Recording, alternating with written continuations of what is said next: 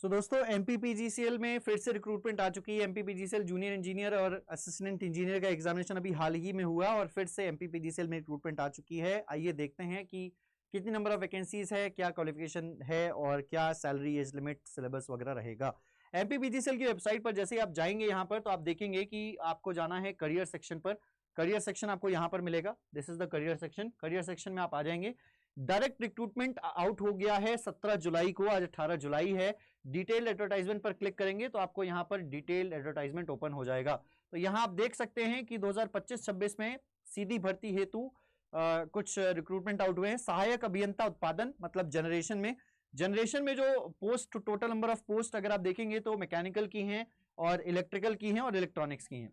Total number of post यहां पर है ये 17 आपकी इलेक्ट्रिकल में है। असिस्टेंट इंजीनियर की 16 आपकी 17 मैकेनिकल में, 16 आपकी इलेक्ट्रिकल में और 17 आपकी इलेक्ट्रॉनिक्स में।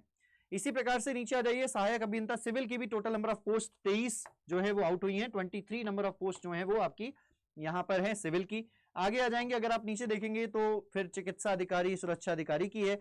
नीचे आ जाइए तो जूनियर इंजीनियर मैकेनिकल में total number of post 20 out हुई है। उसके बाद अगर हम इलेक्ट्रिकल की बात करें तो 21 पोस्ट आउट हुई है। इलेक्ट्रॉनिक्स में भी 21 पोस्ट आउट हुई है। सिविल में total number of post 28 out हुई है। जनरेशन में तो एमपीपीजीसीएल में दोबारा अच्छी खासी वैकेंसीज देखने को मिल रही हैं। अभी हाल ही में रिक्रूटमेंट पूरा हुआ है, रिजल्ट आया है, फिर से रिक्रूटमेंट आउट हो चुका है। चलिए नीचे आ जाते हैं, यहां पर फटाफट से देख लेते हैं कि क्या यहां पर नियम और शर्तें, चयन प्रक्रिया क्या है। तो सबसे पहले कंप्यूटर बेस्ड टेस्ट होगा। अब जो एग्जामिनेशन पैटर्न है उसमें कंप्यूटर बेस्ड टेस्ट है। 100 क्वेश्चंस का है। 100 क्वेश्चंस 100 मार्क्स, हर एक क्वेश्चन 1 नंबर का है। नीचे आ जाते हैं यहां पर तो यहां पर नीचे आ जाते हैं कंप्यूटर बेस्ड टेस्ट में कंप्यूटर आधारित परीक्षा हो जाएगी। मध्य प्रदेश के शहरों में ही होगी, मध्य प्रदेश राज्य के शहरों में होगी। हाँ, यहां पर सबसे पहले सवाल आएगा कि अदर स्टेट के कैंडिडेट्स फॉर्म फिल कर सकते हैं कि नहीं। तो जी हां, अदर स्टेट के कैंडिडेट्स फॉर्म फिल कर सकते हैं। और सवाल आएगा फाइनल ईयर के कैंडिडेट्स फॉर्म फिल कर सकते हैं कि नहीं। तो उसके लिए हमें देखना होगा एजुकेशन क्वालिफिकेशन। सबसे पहले फॉर्म भरने की जो फीस है वो 1200 रुपए है और SC/ST कैंडिडेट्स के लिए जो है वो 600 रुपए है और OBC नॉन क्रीमी लेयर के लिए भी। नीचे आ जाएंगे और नीचे आ जाइए, आवेदन कैसे करें। तो MP ऑनलाइन चयन.mponline.gov.in के माध्यम से आप ऑनलाइन आवेदन कर सकते हैं। और नीचे आ जाते हैं, यहाँ पे जो तिथियां हैं 23 जुलाई से फॉर्म भरने चालू हो जाएंगे और 21 अगस्त तक फॉर्म भरे जा सकेंगे। ठीक है जी, तो ये बेसिक जानकारी है। आई होप आप सभी लोगों को समझ में आया होगा कि सारी चीजें ओके, कब से फॉर्म भर सकते हैं। ये रही शैक्षणिक योग्यता। तो अगर आप शैक्षणिक योग्यता पे आएंगे तो आपको दिया गया है कि असिस्टेंट इंजीनियर के लिए आपको जिस भी ब्रांच में है, जैसे इलेक्ट्रिकल में है तो आपको बीटेक चाहिए होगा। AICTE या UGC अप्रूव्ड इंस्टीट्यूट से आपको बीटेक की डिग्री लेनी होगी और बीटेक की डिग्री आपका यहाँ पर जो है, इसके अलावा अगर आप अथवा कनिष्ठ अभियंता के पद पर हैं तो 5 साल का कार्य अनुभव, मतलब अगर आपने जूनियर इंजीनियर के लिए अगर आप काम कर रहे हैं तो 5 साल का कार्य अनुभव भी होना चाहिए। ठीक है ना। इसके अलावा अगर मैं सहायक अभियंता, इसी प्रकार से इलेक्ट्रिकल में भी सेम एजुकेशन क्वालिफिकेशन की रिक्वायरमेंट है, इलेक्ट्रॉनिक्स में भी सेम है, सिविल में भी सेम है। ठीक है, सभी यही के लिए सेम ही होगी। और अगर मैं यहाँ पर कनिष्ठ अभियंता यानी जूनियर इंजीनियर की बात करूं तो जूनियर इंजीनियर के लिए जो रिक्वायरमेंट है कनिष्ठ अभियंता वो है डिप्लोमा की रिक्वायरमेंट है। डिप्लोमा या बीटेक के कैंडिडेट्स भी जेई के लिए अप्लाई कर सकते हैं। लीजिए, डिप्लोमा के कैंडिडेट्स भी जेई के लिए अप्लाई कर सकते हैं और बीटेक के कैंडिडेट्स भी जेई के लिए अप्लाई कर सकते हैं। ओके, तो ये जो है बेसिक क्वालिफिकेशन हो गई आपकी सभी ब्रांचेस के लिए। ठीक है ना, सभी प्रकार की पोस्ट के लिए जितनी जेई और एई की पोस्ट निकली हैं। अब यहां पर बात करते हैं, नीचे आ जाएंगे और नीचे आ जाएंगे। सो यहां पर अगर मैं एज लिमिट की बात करूं तो एज लिमिट क्या है। एज लिमिट भाई देखिए, असिस्टेंट इंजीनियर के लिए कम से कम 21 साल है और मैक्सिमम 40 साल है।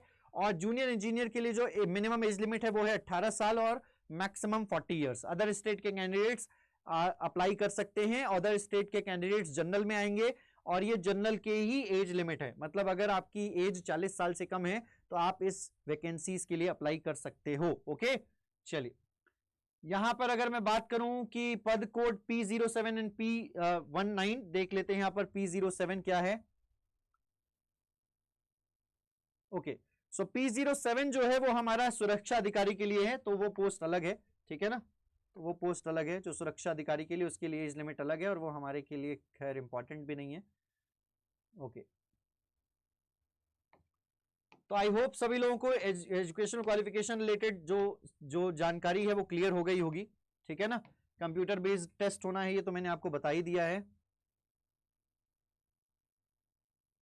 जो सैलरी है, आ जाइए सैलरी डिस्कस कर लेते हैं। तो यहां पर जो सैलरी है वो सैलरी रहने वाली है 56,000 रुपए।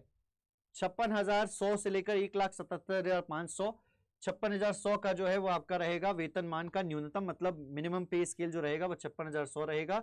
लेवल 12 की वैकेंसीज है। जेई के लिए जो यहाँ पर सैलरी रहेगी वो 32,800 से लेकर 1,03,600 तक रहेगी। लेवल 8 की वैकेंसीज हैं जेई के लिए। ओके, लेवल 8 का जो है वो आपको पे मिलेगा। ये बेसिक पे है, इसके अलावा अलाउंसेस अलग होते हैं। और ट्रेनिंग जो पीरियड रहेगा वो रहेगी 2 साल असिस्टेंट इंजीनियर के लिए, और जेई के लिए रहेगी 3 साल। ट्रेनिंग पीरियड आपका ये रहने वाला है। चलो जी, आगे आ जाए नीचे। आगे आ जाए नीचे तो श्रेणीवार पदों की संख्या है, मतलब जनरल, ओबीसी, एससी, एसटी में कितने कितने पद हैं, कितनी कितनी पोस्ट हैं, वो आपको यहाँ बाइफरकेट कर दिया गया है, तो आप देख सकते हैं एक बार। ओके, और ये पीडीएफ आपको वेबसाइट पर जाकर मिल जाएगा, तो सभी लोग वहां से जाकर देख सकते हैं पीडीएफ सारी चीजें। 23 जुलाई से फॉर्म भरने की तिथि है और आप भर पाएंगे अगस्त तक, है ना जी।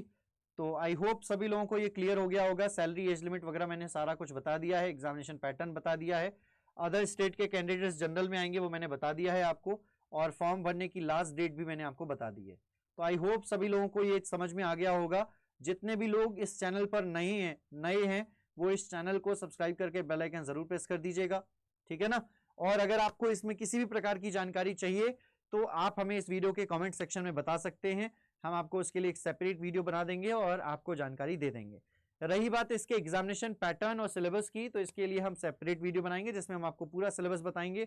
और अगर आप प्रिपरेशन कर रहे हैं तो आप हमारे इंजीनियरिंग महापैक से जुड़ सकते हैं, जहां पर आपको सारे सब्जेक्ट की प्रिपरेशन कराई जाएगी। इंजीनियरिंग महापैक के लिए आपको कैसे जाना है, तो यहाँ पर आप जाएंगे, अड्डा 24/7 आप एंटर करेंगे। जैसे ही गूगल पर आपके सामने ये ओपन होगा, आपको यहाँ ऑल कोर्सेज के एई सेक्शन पर जाना है, इलेक्ट्रिकल इंजीनियरिंग पर जाना है, उसके बाद इंजीनियरिंग महापैक पर जाना है, आपके सामने ओपन हो जाएगा। यहाँ पर आप जैसे ही इस पर क्लिक करते हैं तो आपके सामने ये ओपन हो जाएगा। Okay, just a second. तो जैसे आप इलेक्ट्रिकल इंजीनियरिंग महापैक पर क्लिक करते हैं तो आपके सामने 2607 रुपए आएगा प्राइस, बट इसको आप कम कर सकते हो। अगर आपने यहाँ पर कोड एंटर किया Y1022, Y1022 आप एंटर करोगे तो आपको मैक्सिमम डिस्काउंट मिलेगा। सो Y1022 जैसे ही आपने अप्लाई किया तो ये प्राइस घटकर हो जाएगा 2398 रुपए। 2398 रुपए में आपको इंजीनियरिंग महापैक यहाँ पर मिल जाने वाला है। सो join this batch and preparation कर दीजिए शुरू। मिलते हैं आपसे अपनी अपनी क्लासेस में, तब तक के लिए सभी लोग इस वीडियो को लाइक कर दीजिएगा, शेयर कर दीजिएगा, सब्सक्राइब कर लीजिएगा चैनल को जितने लोगों ने नहीं किया है। Thank you so much, bye bye, take care and God bless you all. Thank you.